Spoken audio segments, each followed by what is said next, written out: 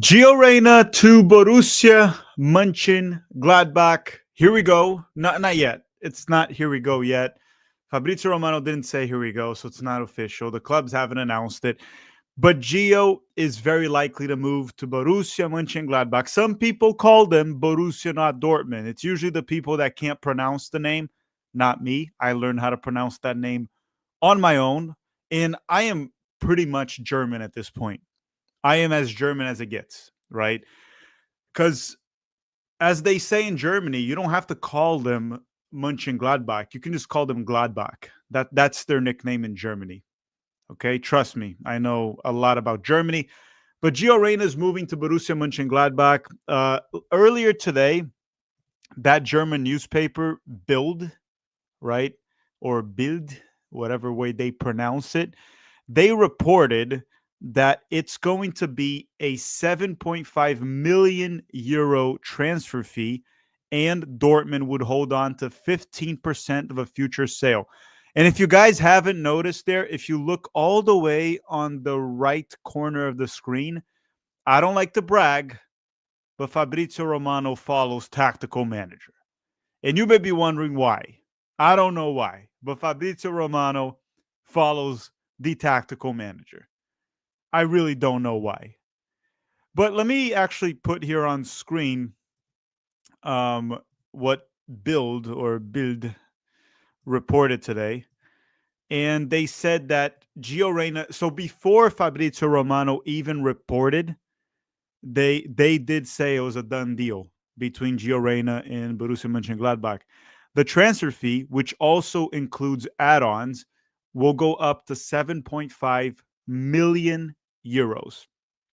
It's a lot of money, but it's a lot lower than what Gio Reyna's market value once was, right? This is a player that was easily worth 3 to 40 million euros if you go 3 years ago when he was emerging at Borussia Dortmund, giving Erling Haaland assist. However, obviously, there's been a bit of a downfall of Gio Reyna, which he's going to try to bounce back with this transfer. But Borussia Dortmund looks like they do believe that Gio Reyna might still have a promising future, as they did hold 15% of the future sale, according to Bild. Now, Fabrizio Romano hasn't really reported, right? Hasn't really reported that those numbers. But again, this is also a very reliable source. Gio Reyna is going to Borussia Mönchengladbach. All he needs is to pass the medical exams, which it's a bit concerning when it comes to Gio Reyna, but he should be all right. I'm sure also Claudio Reyna has approved the move by now. So as long as Claudio approved the move, everything should be good. Everything should be fine. We're going to talk more about this transfer. I'm going to talk about Borussia Mönchengladbach, if Gio's going to play or not. I think he will. He is the second most expensive transfer they had this window. I think he will play. He's also joining forces with Joe Scally, one of his best friends, if not his best friend. So we're going to talk about all of that during this specific stream. But before we even talk about any of that, you guys make sure to drop a like in this video if you haven't already. Do you guys want me to talk about the Gio transfer first, or Tim Howard and Landon Donovan being silly first? Which one do you guys want me to talk about first? Landon and Howard? Because I don't think Landon and Howard are evil, like Tim Weah said. But I do want to talk about their take. Talk about them. Let's see what people want here. Transfer first, Tim Howard. And oh, God, this is like 50-50 here. If it's 50-50, I'm going to have to follow my dear friend Kim Jong-un there and just Gio. Okay, everyone's talking Gio. We'll talk about Tim Howard and Landon Donovan at the end of this stream. Make sure to drop a like if you haven't already. So let's start talking more about Giovanni Reyna's transfer to Borussia Mönchengladbach. So as I said, it was reported that it's going to be 7.5 million euros, and Dortmund holds 15% of a future fee. So these right here that you see on screen right now are their transfers for this season. So they signed Japanese center forward Shuto Machino for 8 million euros. He came from Holstein Kiel, that was already in Germany. That was 8 million. And then Jans Kastrup, which is a South Korean German player at age 21, central midfielder for 4.5 million. So Gio Reyna is the second most expensive transfer for Borussia Mönchengladbach this season. Now, I don't know the details of the deal for Schuto, but if you take into account that Dortmund held on to 15% of a future sale of Gio Reyna, one could even argue Gio Reyna might have been the most expensive transfer for Mönchengladbach this season. So when you ask me, will he play or not? Look, he's obviously going to get opportunities. Now, this is the Bundesliga. This is not Major League Soccer. You get opportunities. If you don't perform, you're going to get benched. And people are going to say players get benched in MLS. They do. They do get benched. It's true. Even designated players have gotten benched. But the thing with MLS, not trying to shit on MLS, but just being honest here, because I do like to have honest conversations about MLS. And I like to be fair with it because it has grown exponentially over the past 20 years. But, well, I would say not even the past 20 years. Like from Beck and beyond, it's grown exponentially, which is what, 16, 17 years. But in MLS, there's parity by design, which makes the league more fun because it makes it a bit more unpredictable when the season starts. But at the same time, MLS has the most unbalanced rosters out of any top 20 league in the world. Because you have the salary cap that holds on, it kind of caps on how much you can invest in a roster. And then you have the designated players, which are superstars that get paid. Some of them get paid more than the entire salary cap combined, right? So that creates unbalanced rosters. And what that leads to is, for example, Paxton Aronson, he just went to the Colorado Rapids, and best of luck to him. It was a weird decision, but I understand. From a personal life standpoint, I understand what Paxton Aronson was doing. From a career standpoint, it wasn't the best decision. But Paxton can go to Colorado. He can actually stink it up for multiple games. And for him to get benched, it would be really, really tough.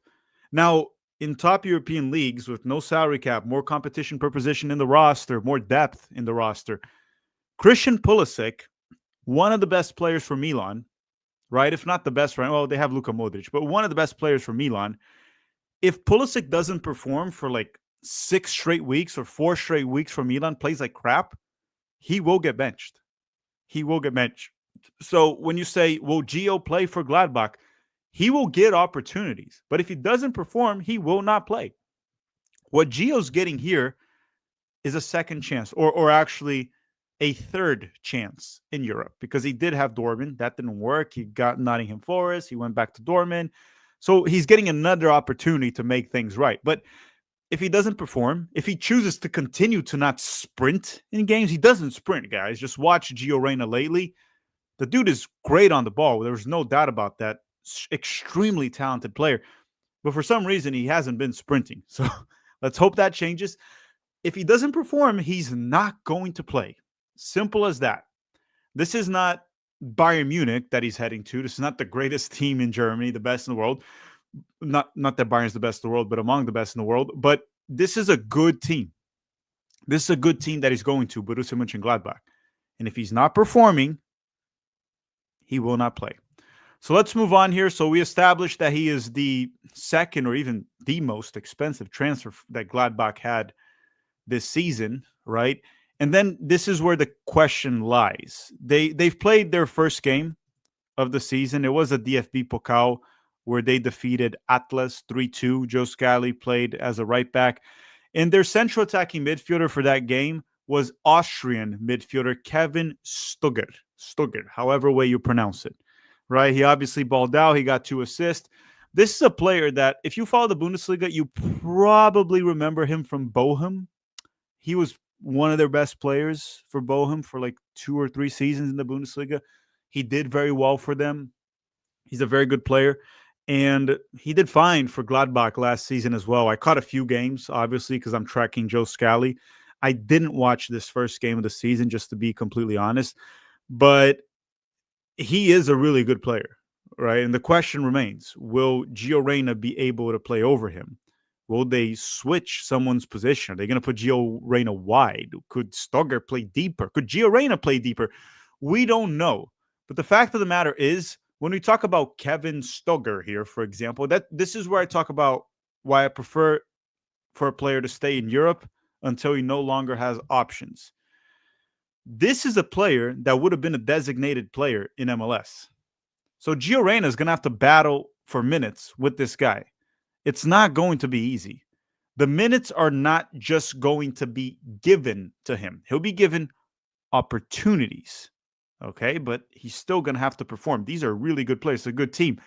And Jeff Carey saying, is Pete okay? I'm worried Pete became a crypto bro. He's selling crypto on YouTube now. I'm joking. Just so everyone knows the update on Pete. He is doing fine, but the problem with his YouTube channel is that it was hacked, and he's sorting it out with YouTube. It will get sorted out. It just takes time. So I would expect Pete to be back within the next few days, but that's what happened to 11 Yanks. He's fine. He'll be back. Don't worry, guys. Sooner rather than later. So this is how they play the first game of the season, Borussia Mönchengladbach, right? With Kevin Stöger at the 10. This is a good player. So for anyone saying they need a central attacking midfielder, that's why they signed Gio Reyna. I'm no Gladbach expert, so maybe they do need that piece. Maybe they want to play him wide. I'm not sure exactly what they're going to do. Like I said last season, I would watch them sporadically to cover Joe Scally, and I will more than ever now, right, with Scally there and Gio Reyna. But technically, they don't really need an attacking midfielder. They don't really need one, but they got one. They got Gio Reyna, and they paid some good money for Gladbach standards. They've had much more expensive transfers in the past, right? Plie, for example, Plie, whatever, the center forward from PSV, or the forward from PSV that just got injured, that's battling out for with Pepe for the starting position. He played for Gladbach many years ago, and Gladbach paid like 20 million euros for him. And this is also a team that's willing to sell their players, right? Or let them go. Like Turan from Inter Milan, he played for Gladbach for a few seasons, and he left for free to Inter Milan. So it's not like Gio Reyna will be stuck here. If he plays well, he'll move. But here's the thing. Before we even talk about Gio Reyna getting another move, he needs to lock in his spot with this team. He needs to get minutes consistently. And like I said, it won't be easy. Do not fall for anyone that says that they signed him because they really need a central attacking midfielder. They can use Gio Reyna, and if he's at his best, he'll be very effective. But there's good competition for his position. Okay? And this is what I want to say. So essentially, Gio Reyna, from what was reported, he had to choose between Gladbach and Parma. This is a tricky one, and I want to put this on screen now. I want to put the stats for the Gladbach players of last season, and I'll explain to you guys why for a second here, okay? So when it comes to these two teams, the two options that he had, this is how I see it.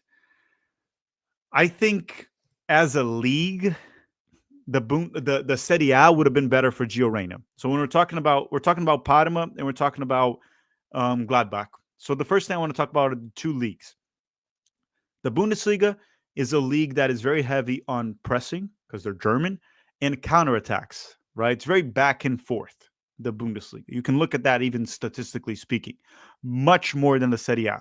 So the game is much more fast-paced in the Bundesliga when compared to the Serie A. None of them are slow, but the Serie A is slower than the Bundesliga. So the Serie A suits Gio Reyna's style of play more than the Bundesliga. The same goes for La Liga. La Liga and the Serie A suit Gio Reyna's style of play much more than the Bundesliga and then the Premier League, right? But when it comes to talking about both clubs, Parma is more than likely expected to be a relegation battle team and a team where if Gio Reyna would probably have to do a lot of defending. While Gladbach, sure, you'll be doing a lot of defending when you play Bayern Munich, Leverkusen, maybe Leipzig, but Gladbach is not defending for their lives for probably over half of the games of the season in the Bundesliga. So they attack. Like, for example, last season, their top scorer, Tim Kleindienst, whatever way you pronounce his name, he scored 16 goals. It's a lot of goals in the Bundesliga, right? That's just in the Bundesliga. And the Bundesliga has 34 games, right? So that's good, 16 goals. And even Plie, that went to PSV, he scored 11. That's also not bad in the Bundesliga. And then you have Frank Honorat, I believe he's a winger, and he's still there. He got 7 assists. The forward, Tim, he got 7 assists. Robin Hack got 7 assists. So as you can see, players that play for Gladbach, they get goal contributions. This team scores goals, right? The wingers, the attacking midfielders, the forwards, they get stats. As you can see, their top goal contribution player got 23, the second one 15, the third one 11. Now, when you go to Parma, I'm going to go to Parma now, and this is why I'm saying, as a league, the Serie A would have been better for Gio Reyna. As a team, Gladbach seems to be a bit better for a player that's an attacker. So look at this for Parma. And Gian Boni was their top goal scorer in the Serie A with 6 goals. And by the way, he left. He went to Inter Milan. So they don't even have their top goal scorer anymore. The player in Parma that had the most amount of goal contributions last season was him, and Gian Boni. And he got 10. We just went through Gladbach's top 3. Their top 3, actually, the top 4 for Gladbach all got over 11 goal contributions each. So essentially, it was number 1 was 23, number 2 was 15, number 3 was 11, number 4 was 11. While for Parma, the top one got 10. What's the point that I'm trying to make here, right? Because things change every season, of course. I'm just trying to use data from last season to project what will happen this one. Gio Reyna is an attacking midfielder. And when you're an attacking midfielder, a forward, a winger, there's a lot that you can do, but you live off goals and assists, right? Productivity. That's one of the things, one of the criteria that people will judge you. If Gio goes to Parma, those numbers would be down. And he would most likely be doing more defending than attacking. Now, with Parma, he probably would have played more, right? That's a team that he probably would have been a starter to begin with. And if he performed, he would have continued to be. Gladbach, it's not guaranteed that he'll be a starter. He's going to have to fight for that position as we're talking about it. But if he does get that starting position for Gladbach, the goals, the assists, they're more likely to happen. It's a team that won't be defending for their lives every single game in the Bundesliga. Like I said, over half of them, they'll probably be equal or the better side for half of the games or maybe a little bit more. While Parma is kind of projected to be a relegation battle team. So as an attacker, that's not the best option. Now, keep in mind, as I said, the Serie A, in my opinion, slower paced, better league for Gio Reyna. The Bundesliga is very back and forth. A lot of counterattacks, transition, a lot of pressing, which Gio can play, and you should be fine with Gladbach, but it's not how you get the best out of him. Capiche? Do you guys understand what I'm saying? If you agree, let me know in the comment section. If you disagree, you think I'm full of shit, let me know as well. I won't care, but let me know as well. Might as well. Why wouldn't you? Okay, so we went through Gio Reyna. I talked about it. It's a $7.5 million transfer or euro transfer where Borussia Dortmund holds on to 15% of the future sale. Does anyone want me to talk more about Gio Reyna, or should we just wait and see how this plays out? Because right now, I want to talk about Landon Donovan and Tim Howard. I want to talk about him. Can I do it? Are you guys okay with that? Might as well, right? Might as well. First, I want to defend them. I don't think they're evil. I just think they're taking the podcast name a little bit too seriously, right? They're putting it Unfiltered Podcast. And let me tell you, these guys are not filtering shit. You know how I know that? Because they're shitting all over the place. They're shitting all over their mic. They're shitting all over your screen. They're shitting everywhere. But they're not shitting in terms of hating on people. They're just saying a lot of stupid shit. It's very, very weird. So Ghost TV essentially summarized it. I don't want to play the clips because I don't know if Landon or Howard would copyright strike my channel. I don't want to risk it. I also don't want to hear them talk again. I've had enough of Landon over the past few years. The guy's becoming the king of bad takes. The king of bad take. He might as well wear the crown. It'll hide that bad haircut that he had before, right? But let's talk about this. This is what they had to say. And they were talking essentially about Arfsten and the Middlesbrough offer. And sorry that this doesn't have anything to do with Gio Reyna. I talked about Gio Reyna already. If you can, just go back on the stream and you'll hear I talked a lot about Gio Reyna. Let's go like this. If this was a young French kid, a young French left back who just cracked into the national team, he would be worth $20 million. USMNT legends Landon Donovan and Tim Howard think Middlesbrough offer $3 million for Max Arfsten is a slap in the face. So that first quote right there, I watched the podcast or listened to it. I believe Tim Howard was the one that said it, okay? Which is complete and utter nonsense. First of all, if it's a 20-year-old, like a very young French left back breaking into the French national team, a national team that has made to back-to-back World Cup finals and won the World Cup in 2018, that left back is worth way more than 20 million euros or $20 million. And let's be real, we're talking about Arfsten. We're not talking about a promising French left back that just broke into the French national team. We're talking about a bang average left back from MLS. That's not even really a left back. He's probably a winger. He can do some cool step overs, though. I'll give him that. He does some very nice step overs. Essentially, when he puts a stupid, idiotic take like that, one, it tells me that he doesn't understand transfer fees. He doesn't really follow it because a young, promising left back from France breaking into the national team, which, by the way, Arfsten is not breaking into the national team. Anthony Robinson is a starting left back, and Arfsten shouldn't even be in the roster.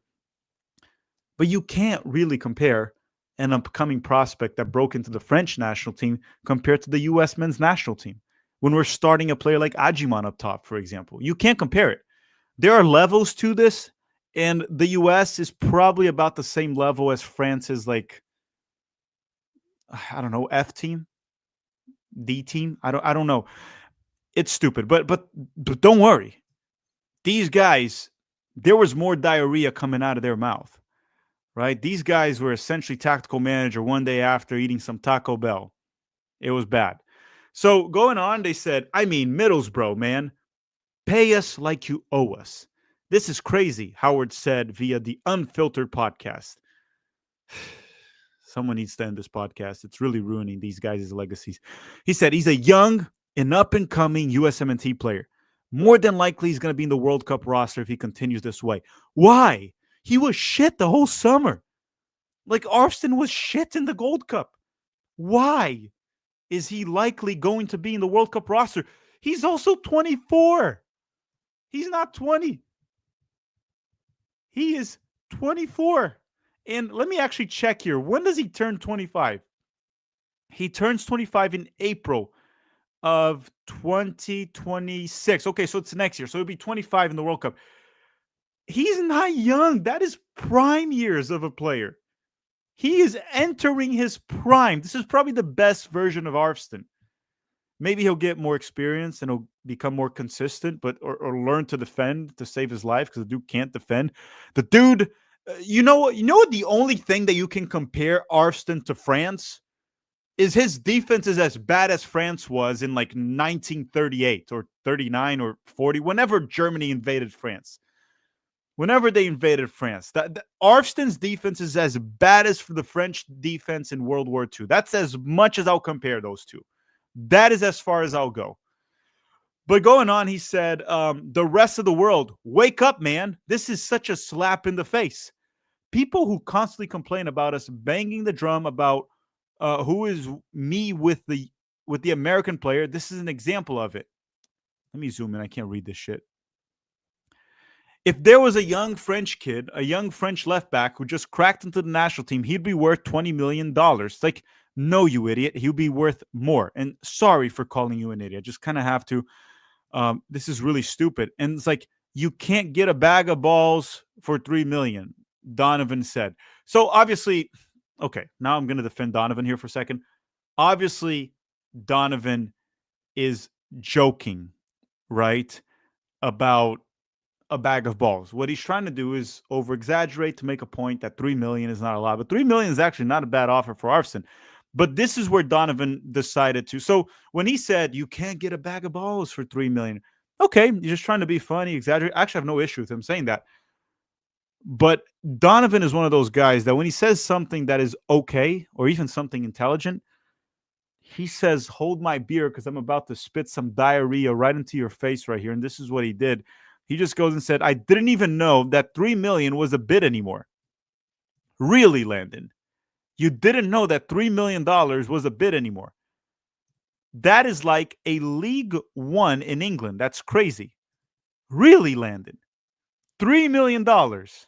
League One, the third division of England. Let's go through a few things here. I can go through EFL championship transfers.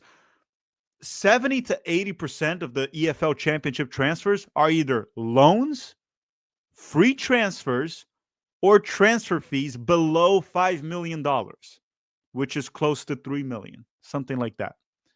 In the EFL championship, the league that made an offer for Arfston. But let's not even talk about the EFL championship. Let's talk about a league that is seen as a top 5 league. Why don't we talk about Ligue 1?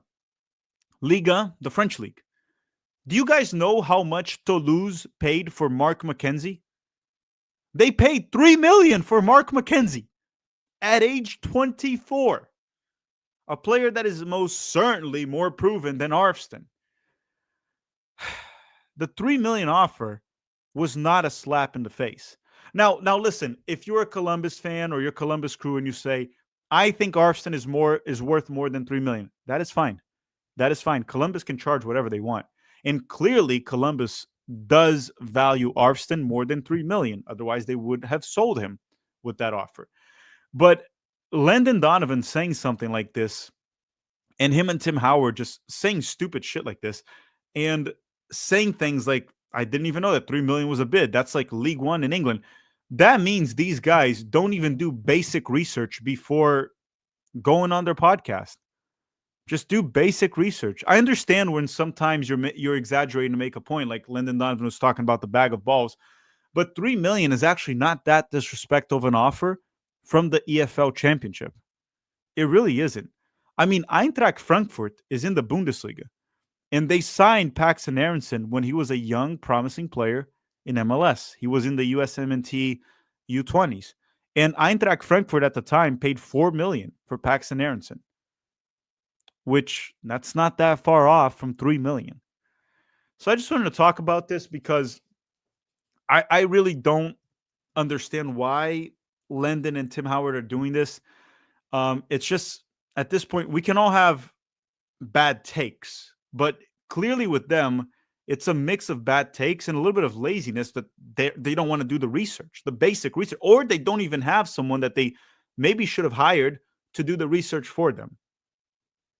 I don't think there's a single soul that agrees with them on that. Like I said, you may agree with them that $3 million is not a good offer for Arfston, and the Columbus Crew rejected it. So you have a case for that. But acting like it was a disrespectful offer is just nonsense for an unproven player that could go to the championship and very well flop. Is he worth more than that? Maybe. Maybe they'll sell for more. But again, do basic research. EFL championship teams usually offer that much. They do pay more here and there. Like Ajiman was more. I believe DK was more. I don't know how much they paid for Aiden Morris, actually. Let me see Aiden Morris transfer fee. How much did they pay for Aiden Morris? I think it was more than $3 million, but that's a good player. So they paid $4 million for Aiden Morris. Aiden Morris is a better player than Arfston. So, and he was also a young up-and-coming player, right? Even almost breaking into the national team. So they paid $4 million for Aiden Morris, Middlesbrough. Why would they offer more for Arfston? Honestly, why is the Columbus Crew asking for more? But that doesn't matter to me. Jeff Carey saying, Tack, hugs and kisses. How does Gio fit Borussia Mönchengladbach? I already went through that in the stream, Jeff, so I answered your super chat without even knowing. Dalton is saying, Landon talks about football in a way that makes me think he doesn't watch it at all. Makes sense why he couldn't make it as a coach. You might be right. What happens with Landon, he was obviously a great player, and he definitely loves playing the game. Otherwise, he wouldn't have been a great player, right? You do need to love the game a lot to play it so much to become as good as he was. But maybe he doesn't like watching it. Maybe he doesn't like analyzing it. That's probably why. You might have a case there. So he doesn't like watching games. and he doesn't care enough to make to do basic research, essentially. Tax Brazilian Goes saying Landon's brain left his head with his hair. Yeah, his brain is still there. I just don't think he cares. Dragon the Abander saying Gio is free. Oh my God, I'm healed. He is free. He's out. Gio Reyna will be with Borussia Mönchengladbach. Some people call them Borussia, not Dortmund. Those that don't know how to pronounce their name correctly, but I do. I know how to pronounce their name. I'm really good at it. Everyone, make sure to drop a like in this video if you haven't already. And if you want to buy any Umbro product with 20% off, the link and promo code are in the description of this video. At least I think it is. Don't forget to drop a like. Help us hit 400 or 500 likes. Gio Reyna has arrived at Borussia Mönchengladbach. It'll be official soon. Let me know in the comment section of this video. As soon as I end this stream, let me know. From 1 to 10, what do you rate this transfer? 1 being terrible, 5 being average, 10 being perfect. You can give it a 7, give it an 8. Next week, I will do a video recapping all the USMNT transfers this summer, and I'm going to rate every single one of them. I'll probably bring Pete for that. We're going to rate every single transfer, including Gio Reyna's. Jeff Carey saying, I do all of tax research. He pays me with nude pics. Jeff, I don't send you nude pics, and I also do my own research. I do a lot of research for soccer, whether it is me watching it or just doing research outside of the game. Something I don't think Landon Donovan does, unfortunately. Thank you very much for watching, everyone. Have a great day. Drop a like before you go, and I'll see you all on Monday for the U.S. Men's National Team Abroad weekend recap. All right? Have a great weekend, everyone. Have a blessed Saturday and a blessed Sunday. Bye-bye.